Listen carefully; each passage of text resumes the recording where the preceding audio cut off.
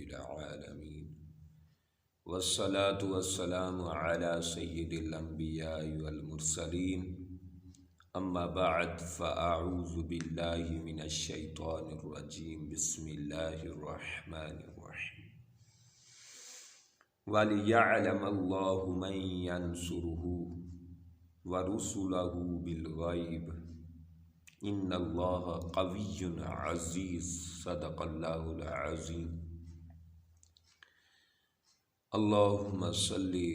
علی سیدنا و مولانا محمد وعلی آل سیدنا و مولانا محمد معدن الجود والکرم۔ پیارے دوستو، رب ذوالجلال نے ارشاد فرمایا وَلِيَعْلَمَ اللَّهُ مَن يَنْصُرُهُ کہ اللہ مشاہدہ فرماتا ہے کہ کون اللہ اور اللہ کے رسول کی مدد کرتا ہے بالغیب۔ ان اللہ قوی عزیز، بے شک اللہ بڑا طاقتور اور بڑا غالب ہے۔ تو جناب سیدنا ابو بکر صدیق رضی اللہ تعالی عنہ، آپ کی شان مقدس اگر بیان کی جائے کہ انہوں نے اللہ کے رسول کے دین کی، اسلام کی کس قدر خدمات اور کس قدر اسلام کی انہوں نے اخلاص سے اسلام کی اعلاء کے لیے آپ نے کس قدر کردار ادا کیا۔ آقا علیہ الصلوۃ والسلام خود ارشاد فرماتے ہیں کہ میں ابو بکر نے جو ہم پر احسانات کیے اس کا بدلہ میں نہیں دے سکتا، اس کا بدلہ خود رب ذوالجلال عطا فرمائیں گے۔ تو آپ اندازہ کیجئے کہ آپ کے جو رسول کی مدد کرتے ہیں، اللہ ان کی شان بیان کر رہا ہے، جو رسول کی اس قدر مدد کریں کہ آقا علیہ الصلوۃ والسلام اپنی حیات طیبہ میں آخری لمحات تک نہ بھول سکیں، اور ان کے عظیم کارنامے آقا علیہ الصلوۃ والسلام ہر موقع پر بیان کریں، اور زندگی کے آخری لمحات تک اور بعد از وفات حضور جب یہ فرما گئے ہیں کہ اللہ ان کے کارناموں کی جزا اور اللہ رب العالمین خود عطا فرمائے گا، تو اندازہ کیجئے ان کا مقام، شان، عظمت کیا ہے۔ آپ کے کارنامے یہ ہیں، غزوہ بدر میں آقا علیہ الصلوۃ والسلام کے پاس شمشیر اٹھائے کھڑے تھے، پہرا دے رہے تھے۔ بدر کی ساری لڑائی میں آپ آقا علیہ الصلوۃ والسلام پر پہرا دیتے رہے۔ جب کفار قید ہو گئے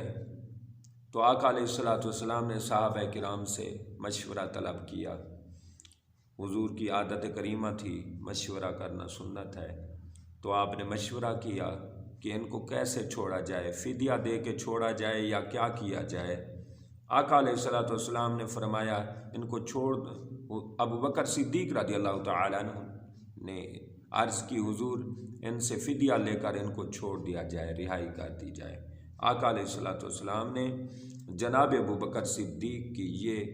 بہت بڑی فراست اور فہم کو ترجیح دیتے ہوئے حضور نے یہی فیصلہ فرمایا۔ جناب ابو بکر صدیق رضی اللہ تعالی عنہ کی بات کی تائید فرما دی۔ اسی طرح غزوہ احد میں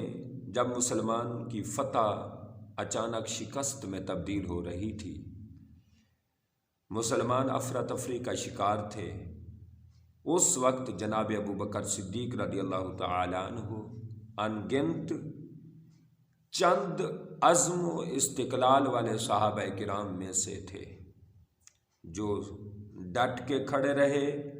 اور وہیں مقابلہ کیا،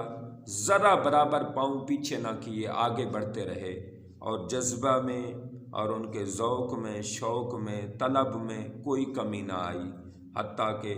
صحابہ کرام رضی اللہ تعالیٰ عنہ آپ صلی اللہ علیہ وسلم کی پوری حفاظت کرتے رہے، مگر پھر بھی آقا علیہ الصلوۃ والسلام کے ہونٹ مبارک پر ایک پتھر لگا۔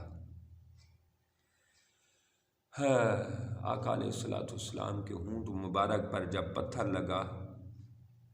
خون مبارک بہنے لگا، جناب صدیق اکبر رضی اللہ تعالی عنہ آپ قریب ہوئے اور آقا علیہ الصلوۃ والسلام کے مبارک ہونٹوں سے مبارک خون کو پونچھ رہے تھے، صاف کر رہے تھے اور فرما رہے تھے وہ قوم کس طرح فلاح پائے گی جو اللہ کے نبی کے چہرے کو خون سے رنگین کر دے، کس طرح وہ قوم فلاح پائے گی، کامیابی پائے گی جو اللہ کے نبی علیہ الصلوۃ والسلام کو تکلیف پہنچائے۔ اللہ اکبر، اللہ اکبر۔ حالانکہ آقا علیہ الصلوۃ والسلام ان کو رب ذوالجلال کی طرف بلاتے ہیں، اور کیا ہے تو توحید کے بلانے پر، توحید کی پاداش میں یہ کس طرح اللہ کے نبی کو سزائیں دے رہے ہیں، لیکن آقا علیہ الصلوۃ والسلام مبارک ہاتھ اٹھا کر دعا کرتے ہیں، اللہ میری قوم کو ہدایت بخش دے، اللہ میری قوم کو ہدایت بخش دے، اس لیے یہ میرے مقام و مرتبہ سے واقف نہیں ہیں۔ اسی طرح غزوہ خندق میں مسلمانوں کی فوج کا ایک دستہ جناب ابوبکر صدیق رضی اللہ تعالی عنہ کی قیادت میں اور نگرانی میں بھیجا گیا۔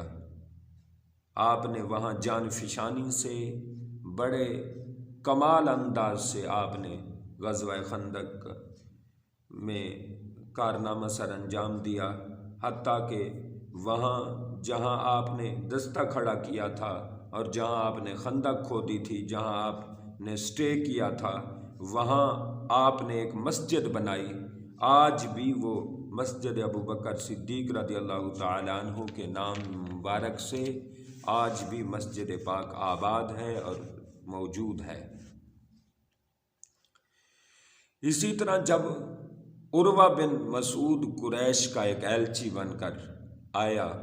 اس غرض سے کہ حضور علیہ الصلوۃ والسلام کو دھمکی لگائے، مرعوب کرے، انڈر پریشر کرے، تو جناب سیدنا صدیق اکبر رضی اللہ تعالی عنہ آپ جب اس کی بیہودہ باتیں سن رہے تھے ایلچی کی، تو آپ نے فرمایا اگر بتوں کے پجاری، بتوں کی پوجا کرنے والے، خدا واحد کی پرستش کرنے والے سے جنگ کرنا چاہتے ہیں تو ہم تیار ہیں۔ یعنی یہ سٹائل رضوی صاحب رحمت اللہ علیہ جیسے ان کا انداز تھا کہ گاں دا متر پین والے ساڈے نال کی جنگ کرن گے۔ جناب سیدنا صدیق اکبر رضی اللہ تعالی عنہ کی تصویر اور جھلک آپ میں نظر آتی، اور جناب عمر، آپ کے پیر صاحب نے جناب عمر رضی اللہ تعالی عنہ کی جھلک کی خوشخبری دی تھی اور فرمایا تھا یہ جناب عمر رضی اللہ تعالی عنہ کی آج کے دور میں اگر کوئی تصویر دیکھنا چاہتا ہے رضوی صاحب کو دیکھ لے، ان کے شیخ کامل نے کہا تھا، جہلم شریف، سبحان اللہ۔ تو آپ نے جب سیدنا ابوبکر صدیق رضی اللہ تعالی عنہ نے دبنگ اور پرتپاک انداز سے آپ نے جواب دیا تو وہ کافر منہ چھپائے بھاگ گیا۔ آپ اندازہ کیجئے کہ کس طرح فتح مکہ کے بعد جناب ابوبکر صدیق رضی اللہ تعالی عنہ اپنے والد محترم کو لے کر محسن انسانیت، محسن عالمین، ساری کائنات کے محسن اعظم صلی اللہ تعالی علیہ وسلم کے پاس وہ لے کر اپنے والد صاحب کو لے کر آئے اور حضور یہ کلمہ پڑھنا چاہتے ہیں۔ فرمایا بزرگوں کو کیوں تکلیف دی ہے، میں خود آ جاتا اور وہیں آ کے کلمہ پڑھاتا، لیکن آپ نے فرمایا میرے والد، میری ماں، میری جان، میری روح، میری ہر چیز آپ پہ فدا، میں یہاں لے کر آنا ہی مناسب سمجھتا تھا، کیونکہ والدین سے بڑھ کر آپ سے پیار کرنا ہے۔ سبحان اللہ۔ اسی طرح جنگ حنین میں جب دشمنان اسلام بنی ثقیف اور بنی حوازن کے قبائل نے پہاڑوں کے اندر چھپ کر لشکر اسلام پر حملہ کیا، تو لشکر اسلام جو تنگ دروں سے گزر رہا تھا، بالکل وہ تنگ درے تھے، وہاں سے گزرنا بڑا مشکل تھا اور رات کا اندھیرا تھا، رات کے اندھیروں میں بھی جناب سیدنا صدیق اکبر رضی اللہ تعالی عنہ کا عزم، استقلال اور استقامت یہ تھی کہ رات کے اندھیروں میں بھی اللہ اکبر کا نعرہ لگاتے ہوئے آپ ان مشکل دروں سے بھی گزر رہے تھے۔ اتنا جذبہ جہاد تھا، اتنا جذبہ جنگ تھا، اتنا آپ آقا علیہ الصلوۃ والسلام کے دین کے ساتھ مخلص تھے کہ کچھ صحابہ کرام منتشر بھی ہوئے اور ہونے پر مجبور کیے گئے، کیونکہ بڑی مشکل کٹھن مرحلہ تھا، کٹھن گھڑی تھی اور وہ درہ بالکل تنگ تھا، لیکن آپ سیدنا ابو بکر صدیق رضی اللہ تعالی عنہ، آپ جناب عمر، جناب علی اور اس طرح کے کچھ صحابہ کرام بالکل پامردی کے ساتھ، جواں مردی کے ساتھ کھڑے ہو گئے، حتیٰ کہ جنگ فتح میں تبدیل ہو گئی۔ آپ اندازہ کیجئے